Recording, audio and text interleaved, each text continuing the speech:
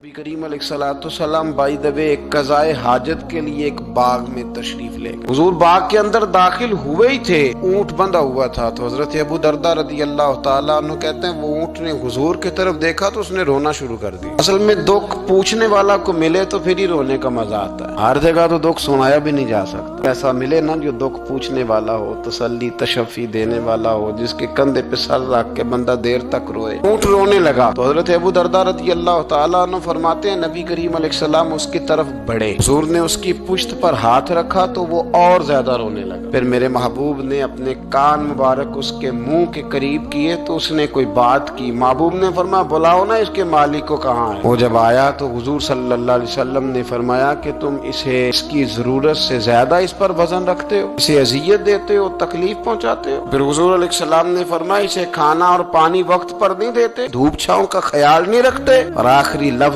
حدیث کے محبوب فرمانے لگے تم اس کے بارے میں اپنے رب سے نہیں ڈرتے، اس کے حقوق کے تحفظ کے لحاظ سے تم اللہ کا خوف نہیں رکھتے، وہ تم سے پوچھے گا اس کے بارے میں۔ یہ حدیث حضرت ابو درداء رضی اللہ تعالیٰ عنہ نے سنی ہوئی تھی نا، جب آپ کا اپنا وقت وصال آیا نا تو حضرت ابو درداء نے بھی اونٹ رکھا ہوا تھا۔ جناب ابو درداء رضی اللہ تعالیٰ عنہ نے گھر والوں سے بھی معافیاں مانگی، رشتہ داروں سے بھی، دوستوں سے بھی، تو پھر اونٹ کے سامنے بھی جا کے کھڑے ہو کہنے لگے اونٹ دیکھنا اللہ کی بارگاہ میں میری شکایت نہ کر دینا، اس کے حضور کہہ نہ دینا کہ یا اللہ اس نے میرے حق نہیں ادا کیے۔ فرمایا میں نے کوشش کی ہے تیرے حقوق ادا کرنے کی، اور اگر کہیں کمزوری رہ گئی تو مجھ سے درگزر کرنا۔ یہ انداز تھا ان لوگوں، جن باتوں کا ہمیں پتہ چل چکا ہے اس پر عمل کی بھی تو کوشش ہونی چاہیے۔ تو میرے عزیزوں، جانوروں کے حقوق میرے نبی کریم علیہ السلام نے بیان فرمائے۔ سب سے پہلی بات حضور نے یہ بیان کیا کہ جانور کو گالی نہ دو۔ ایک شخص نے ایک مرغ کو گالی دی تھی تو نبی پاک علیہ السلام نے فرمایا اسے گالی نہ دے، یہ تو تجھے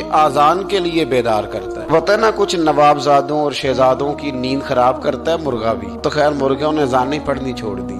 تکلیف کی بات ہے، خوشی کی بات نہیں، درد کی بات، یہ اذیت کی بات۔ یعنی وہ وطن بھی کو وطن ہے جس میں اذان کی آواز ہی نہ آئے، وہ دیس بھی کو دیس ہے۔ ہم جا کے اب بسنے لگے ہیں ٹاؤنوں کے اندر، سوسائٹیوں کے اندر، جہاں اذان کی آواز ہی نہیں آتی۔ کچھ جگہ ہے جہاں اذان کی آواز ہی نہ آئے۔ ہمارے ہاں جو غریب لوگ ہوتے ہیں نا، وہ گدھا ریڑھی پہ دفعہ سبزی بیچتے ہیں۔ یہ ہمارے آج کل کنوں بہت زیادہ ہیں مارکیٹ میں، تو میں دیکھتا ہوں کہ سڑک کے اوپر گدھے کو بھی کھڑا کیا ہوا، اس لیے کہ اب وہ اسی کے اوپر سارا دن رکھیں گے اس کو، اور شام تک جب تک بکے گا نہیں اس بیچارے کی خلاصی نہیں ہوگی۔ نبی پاک صلی اللہ علیہ وسلم نے فرمایا کہ جانور کو سواری بناؤ، کرسی نہ بناؤ۔ دو صحابہ بیٹھے تھے گھوڑے کے اوپر، ایک ادھر بیٹھا تھا ایک ادھر بیٹھا تھا، دونوں آپس میں باتیں کر رہے تھے۔ جس طرح ہمارے زمانے میں جو نئی کار خریدتا ہے نا، تو اس کا بھی کوئی واقف مل جائے تو وہ روڈ کے اوپر کھڑے ہو کے بات کرتا ہے، چونکہ روڈ تو اس نے الاٹ کرایا نا اپنے نام۔ تو میرے جیسا آدمی کئی دفعہ پیچھے ہو بھی نا، تو ایک دن بچہ مجھے کہنے لگا کہ زور سے ذرا ہارن دی، تو میں نے کہا یار اس کے پاس نئی دولت آئی ہے تو مطلب اس کو ہارن نہ دے، پتہ نہیں کہاں سے بولے گا، تو اس کا تو کچھ نہیں بگڑے گا، تو ہمارے لیے مسئلہ بنے گا۔ یہ ارج نہیں، اب یہ کھڑا ہے تو کھڑا، یہ اس کو لوگ چودراہٹ سمجھتے ہیں، یہ چودراہٹ نہیں ہوتی، اس سے